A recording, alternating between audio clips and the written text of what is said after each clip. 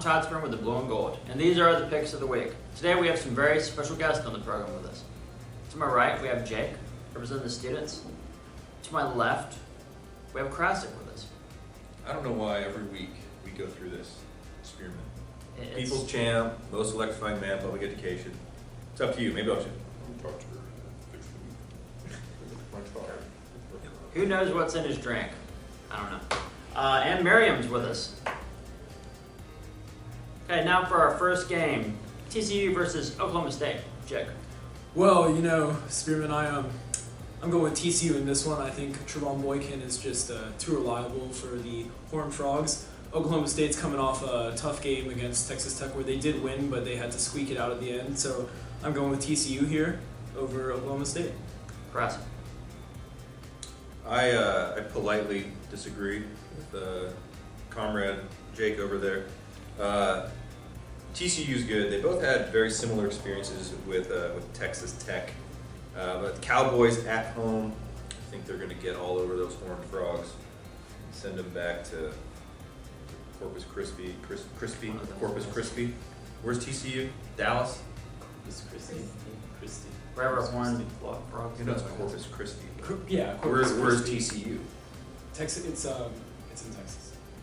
Texas Christian University's in Texas. Yeah, it's a big place. And Miriam. Okay, I'm picking TCU for this game. I think both teams have really great offenses, but overall TCU has a better quarterback in Boykin, and it's going to definitely be a very high-scoring game. I don't think TCU is just going to run away with it. They're at Oklahoma State is at home, so they'll definitely give TCU a good game. Probably TCU by 7 points. That's how I see it. And our next game, LSU versus Bama. Jake. Well, for this one, this is going to be a close game in my opinion, but I'm going to go with Bama here. I think their defense is just too good against this LSU offense. Leonard Fournette is, of course, electrifying, and I think he'll have a big game. But in the end, I don't think LSU will be able to overcome Bama's defense. I think it's going to be a barn burner, but I'm going to go with a 27-24 Bama. Krasik. I politely disagree. Again, Comrade Bush over there. Leonard Fournette is not electrifying. I'd say he's more punishing in his running style.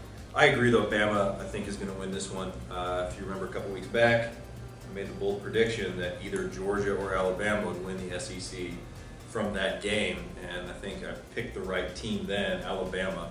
I'm going to pick the right team now, Alabama.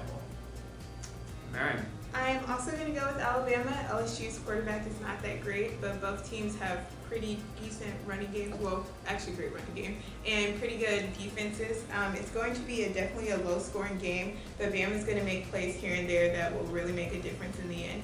I'm thinking only 3 points, not 24-27, but more like 21-18. Can that happen? Sure. Okay. Anything can happen. Okay. 3-2 can happen. Yeah. We'll go with that. 3-2. And our final college game, Florida State versus Clemson. Jake. Well, before the Georgia Tech game, I would go with Florida State as Sherlock in this game, but after seeing the injuries to Everett Golson and the other offensive players for Florida State, I just can't go against Clemson here. Deshaun Watson is having an amazing season. They are number 1 right now in the college football playoff rankings for the first ranking. I think they have something to prove. I think a lot of people think that they don't deserve that, so I'm going to go with Clemson here over Florida State. Krasik. Yeah, Florida State's a 12-point dog.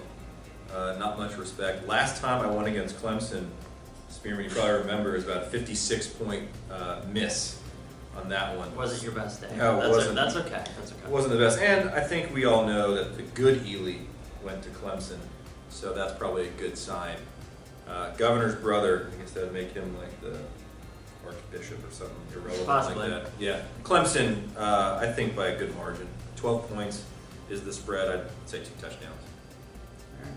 And okay, so I'm picking Clemson. Of the 8 games that Clemson has played so far, they've scored over 40 in 5 of them, and I don't think that Florida State will be able to stop them. They'll be in Death Valley. Even though Dabo Swinney has a tendency, isn't that his last name? Yeah. Okay, he has a tendency to be out-coached. I think overall the talent level that Clemson has, they're just going to dominate FSU. So probably not as big of a margin. I'm saying only by 7 points, but yeah, that's still enough to win. I like Miriam on the show. She does her research. It's great. Yeah, research is The good. third edition here. Now for our pro matchups. Green Bay Packers versus the Panthers. Jake. Well, I'm gonna have to go with the Panthers in this one. How much it hurts me. I think that right now their defense is just one of the best in the league. I think although Cam Newton is struggling, they're finding ways to win. They won in a tough matchup against the Colts in the trenches the other night. Literally, it was raining. It was pouring. And I think the Packers coming off that devastating defeat to the Broncos, I just don't think they're going to bounce back this week. I think the Panthers get this one over the Packers. Cross. Trenches, more like gutters, because that's where the Indianapolis Colts season is right now.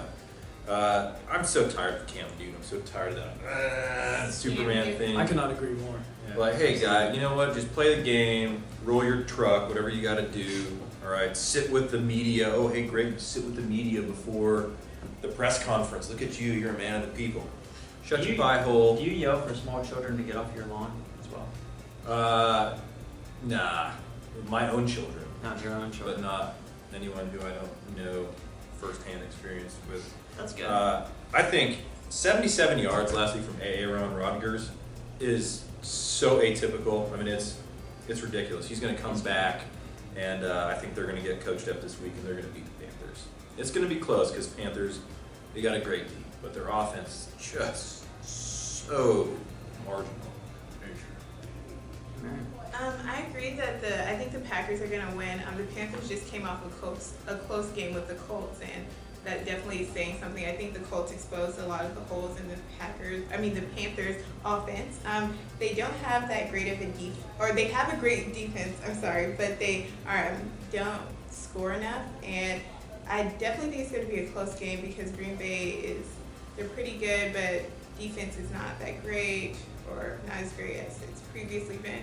I think it's only going to be a 3-point game, so it'll be pretty close, but I think the Packers will get a win in Carolina. And our next game. The Raiders versus the Steelers. Jake. Well, in this one, I'm going to go with I think what many would consider an upset pick in the Raiders. I think Derek Carr is playing out of his mind right now, coming off a fantastic performance against the New York Jets. I also think Amari Cooper is one of the future stars of this league and has proven it so far this season. I think they are both playing great together. Charles Woodson on the defensive side looks as good as a rookie in the league. 47-year-old. I would think he's 60 right now, but yeah, he's playing great with leading the league in interceptions. I just don't think that the Steelers can bounce back after having been gone for so long. I just think that the Raiders are going to pull it out. Cross. Yeah, I actually would have the same pick. I like the Raiders +4 in this game. I haven't gotten a Steelers game right this season, so why not this week? Why not the Raiders? Yeah, Carr, he doesn't care. That's the thing. He's just throwing it, and they're catching it, and they're scoring in bunches. It's been crazy.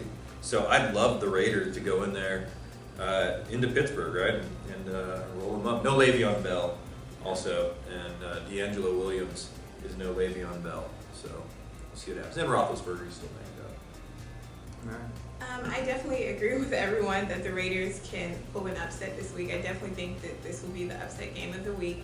Their quarterback is just playing well, extremely well, the past couple of weeks. And the Raiders as a whole, they're just an overall average team, but I think that overall they can squeak out a win. The only problem is that they are in Pittsburgh, so that might play a little bit of a part in the game. But I definitely think they'll be able to come up victorious. And our final matchup, Atlanta Falcons versus the 49ers. Jake. Well, a huge Dirty Birds fan, and it was tough for me last week to see them fall to the Bucs in a very disappointing matchup over the Dome.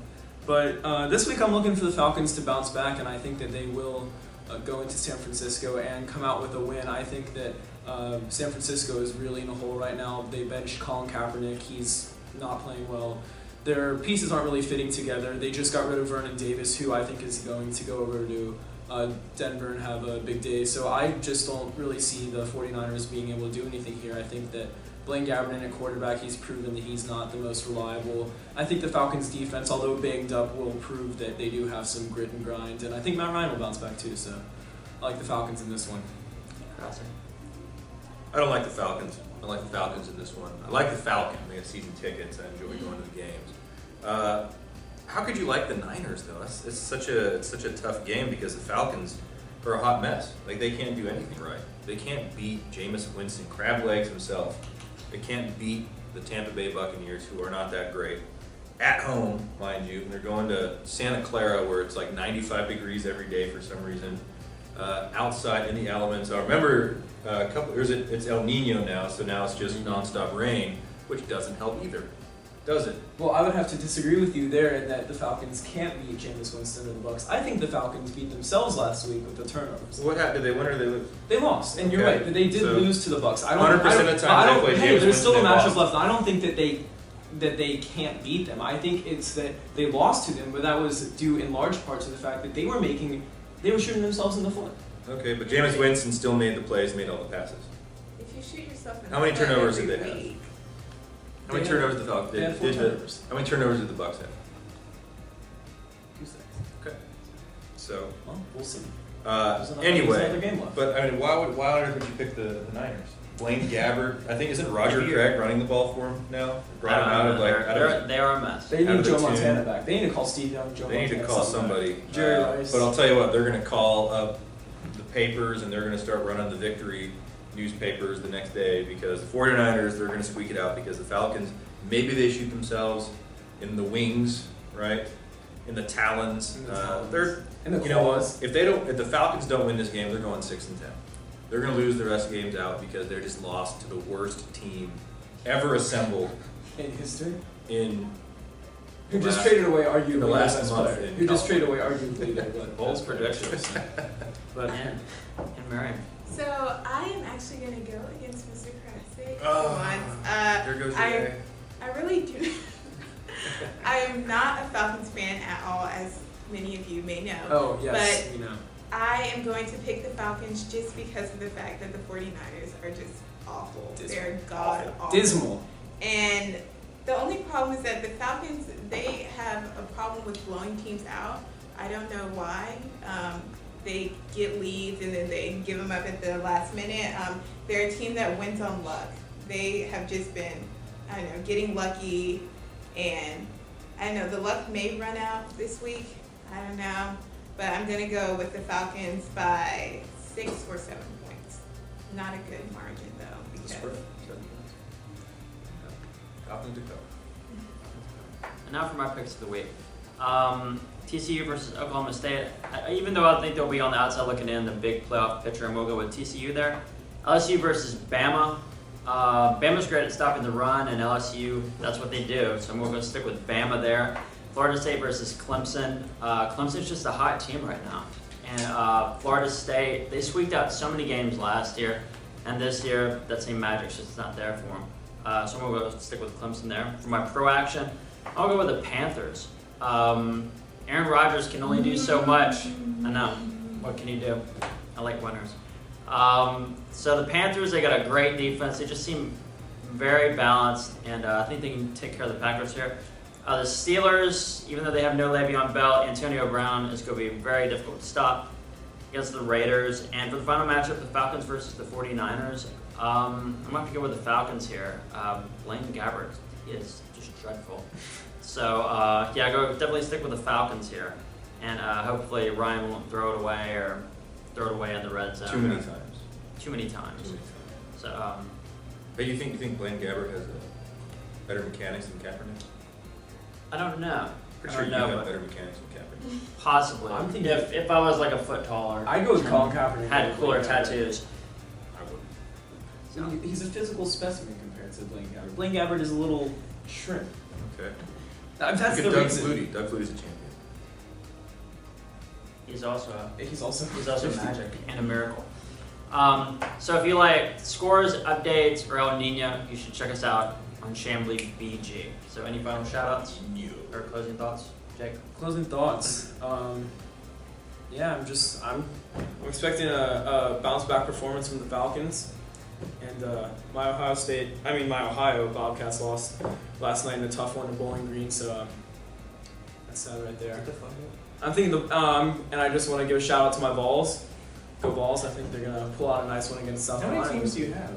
Hey, the Vols. Hey, the Vols in Ohio are my He's a only fan of the teams. game. Okay. Yeah, I'm a fan of the game. All right. Please. All right. Krasik, do you have any closing thoughts or updates for us? I do. The fantasy update player alert. Just introduce it. Just introduce it yourself. Let's run it back. Introduce it now. Come on. And now, the fantasy update player alert Outstanding. from the White Denzel of Chamblee High School. That's right. That's right. White Denzel. The White Denzel is called the White Denzel Washington hairstylist. What are you gonna do? What do you go do? Hey. Gotta go for winners, right? Yep. Speaking of winners, not me. 1 and 2 last week. I was on the tail end of the Drew Brees, Eli Manning, every single person in that game. No defense. No defense. I probably had like the Giants defense playing. I was so awful. I did win one, and it was the Chamblee League. So in your face, Chamblee alumni. I like Aaron Rodgers this week. I like Derek Carr a lot. I don't like Murray too much because the Pittsburgh D is pretty robust. Gurley versus Peterson is one of the most interesting matchups of the week. Both of them, they're like, if you look at their first 4 starts, they're within like 30 yards and a touchdown of each other. And we know, what kind of career Peterson's had, despite the switching. Aqib Talib right here, pick 6. Watch it. Graham Gano is going to be my kicker of the week. I think he's going to get about 5 field goals because he'll be able to punch it in the end zone. And then watch out for Jeremy Langford on his first NFL start for the Bears at San Diego, who doesn't have a defense either. And then Malcolm Floyd and Stevie Johnson are going to have to pick up the load for Keenan Allen. So. Oh, and follow me on Twitter at TontonCoot13. Just wanted to point out the fact that regardless of what happens in the LSU versus Bama game, an SEC team is going to end up in the college football playoffs, and that kind of breaks my heart a little bit. Yeah, that's it. But I'm a big ACC fan. Make good choices, Chamblee. We'll see you next time.